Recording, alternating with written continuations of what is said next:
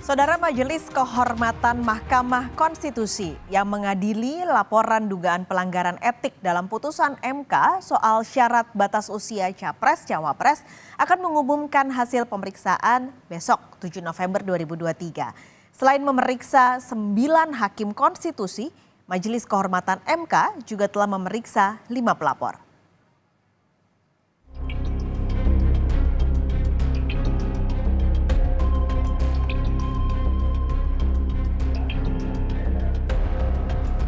Majelis Kehormatan Mahkamah Konstitusi siap mengumumkan hasil sidang pemeriksaan atas dugaan pelanggaran dalam putusan batas usia minimal Capres dan Cawapres pada 7 November 2023. MK menyatakan telah membuat kesimpulan atas hasil pemeriksaan tersebut. Sebelumnya, Majelis Kehormatan Mahkamah Konstitusi telah menerima 21 laporan yang masuk soal dugaan pelanggaran etik Hakim Konstitusi. Hakim Konstitusi MK dilaporkan atas pelanggaran etik terhadap putusan perkara syarat usia Capres-Cawapres pada 16 Oktober 2023. 9 Hakim Konstitusi pun diperiksa Majelis Kehormatan MK. Bahkan, Ketua MK Anwar Usman diperiksa 2 kali oleh Majelis Kehormatan MK. Jelang putusan Majelis Kehormatan MK yang akan dibacakan, Anwar mengaku siap atas kemungkinan sanksi yang akan ia terima. Ini ada yang diklarifikasi, terutama juga mengenai ada putusan atau hasil RPH, hasil rapat permusyawaratan hakim yang bocor. Prof, dengan tanggal 7 putusannya dibacakan, akan siap dengan segala sanksi ataupun?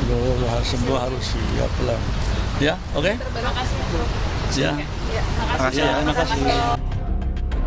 Sementara itu, Ketua Majelis Kehormatan MK Jimli Asidiki menyebut bukti telah lengkap termasuk rekaman kamera pengawas atau CCTV soal materi gugatan yang sempat ditarik lalu diajukan kembali ke MK. Putusan ini nantinya akan menjawab masing-masing tuduhan atau laporan dari pelapor.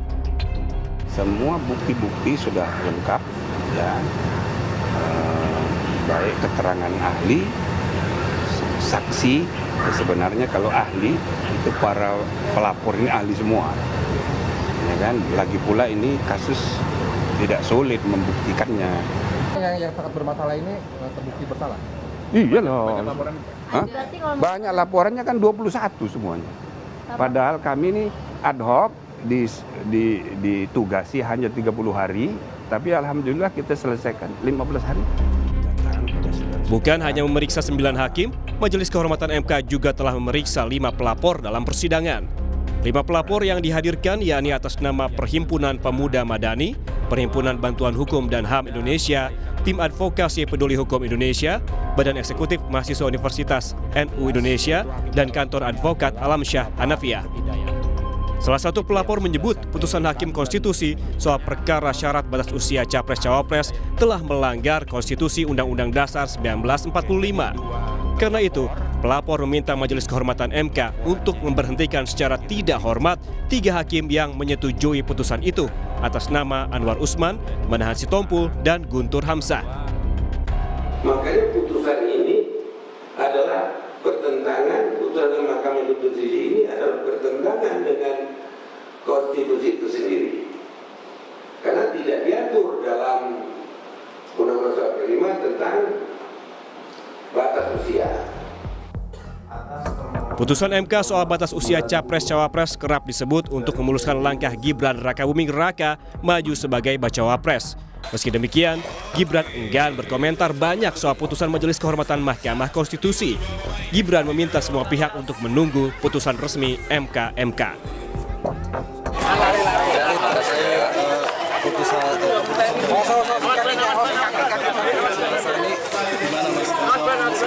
Ya ditunggu aja, oke?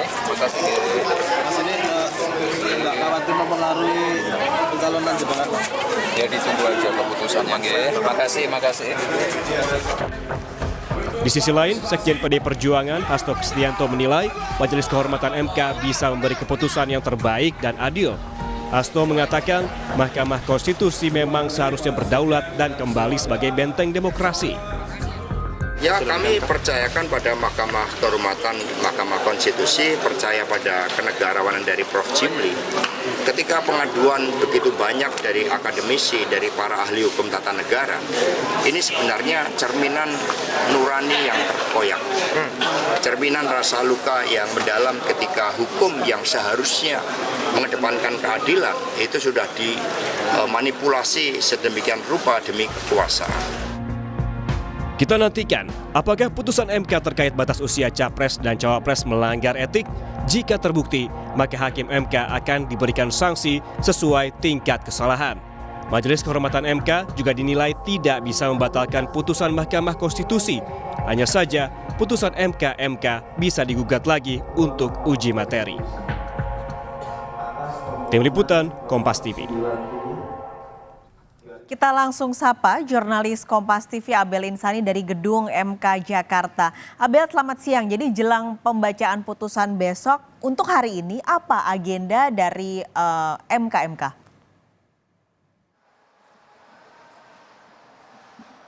Ya, Paskalis, untuk agenda hari ini ada perundingan yang dilakukan di MK, di mana perundingan ini nanti akan menghasilkan apa yang menjadi keputusannya besok.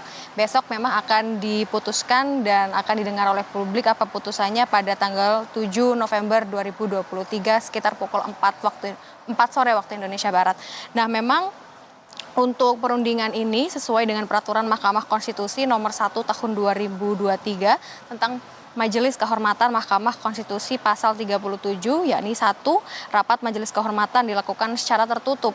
Yang kedua, rapat Majelis Kehormatan mengambil keputusan antara lain A, pembahasan hasil pemeriksaan pendahuluan, B, pembahasan hasil pemeriksaan lanjutan, dan C, pembahasan dan penyusunan putusan Majelis Kehormatan. Sehingga memang untuk agenda hari ini adalah perundingan, tetapi memang tertutup atau internal, sehingga kita hanya bisa menunggu nanti bagaimana selesai dari rapat perundingan yang dilakukan di kantor MK. Memang sebelumnya Paskalis dan juga saudara ada 21 laporan yang mengadukan dugaan pelanggaran kode etik hakim konstitusi kepada Majelis Kehormatan Mahkamah Konstitusi. Nah, dari sini mayoritas adalah aduan pada Anwar Usman, di mana ia ada konflik kepentingan Anwar Usman dalam melakukan uji materi perkara nomor 90 tentang usia calon capres dan juga cawapres. Nah, ini soal menyoal pasal 169 huruf Q Undang-Undang Pemilu yang mengharuskan seorang capres atau cawapres ini berusia minimal 40 tahun. Kemarin memang sudah diperiksa, ada 9 hakim konstitusi yang diperiksa, lalu diperiksa kembali ada 3 hakim yang diperiksa, yakni ada Anwar Usman, Eni Nurbaningsih, dan juga Arief Hidayat. Dalam pemeriksaan tersebut juga dari Ketua MK menyebutkan bahwa ada beberapa masalah di dalam hal tersebut begitu ya, seperti hakim-hakim dari Mahkamah Konstitusi ini dianggap sangat cepat berubah pikiran pada saat mengambil keputusan. Lalu juga ada dissenting opinion atau yang dianggap perbedaan opini begitu pada saat pengambilan keputusan, tetapi dissenting opinion ini dianggap terlalu jauh dari konteksnya. Nah, ini yang menjadi salah satu menjadi salah satu hal yang hingga saat ini masih dilakukan pemeriksaan hingga nanti putusan yang akan dilakukan besok pada tanggal 7 November 2023. Paskalis. Abel, lalu apa kira-kira yang jadi pertimbangan yang cukup kuat untuk keputusan yang akan dibacakan besok? Ya, tentu saja menjadi pertimbangan MK adalah untuk saat ini memang MK ini sudah mengaku mengantongi cukup bukti ya, dan sudah menemukan titik terang berkaitan dengan pelanggaran etik para hakim konstitusi. Nah, kalau kita melihat sesuai dengan pasal 36 ayat 1 Undang-Undang Mahkamah Konstitusi, alat bukti adalah surat atau tulisan, kemudian keterangan, saksi keterangan ahli, keterangan para pihak, petunjuk, dan alat bukti lain berupa informasi yang diucapkan, dikirimkan, diterima, disimpan, dan berupa elektronik dengan alat optik atau yang serupa dengan itu. Di sini MK memiliki bukti kamera pengawas atau rekaman kamera pengawas atau CCTV soal kejanggalan pendaftaran gugatan yang pernah dilakukan. Nah, inilah yang menjadi salah satu pertimbangan MK, di mana besok putusannya akan dibacakan pada saat putusan dibacakan pada 7 November 2023. Mas Kalis. Baik, terima kasih. Abel Insani melaporkan langsung dari Gedung Mahkamah Konstitusi Jakarta.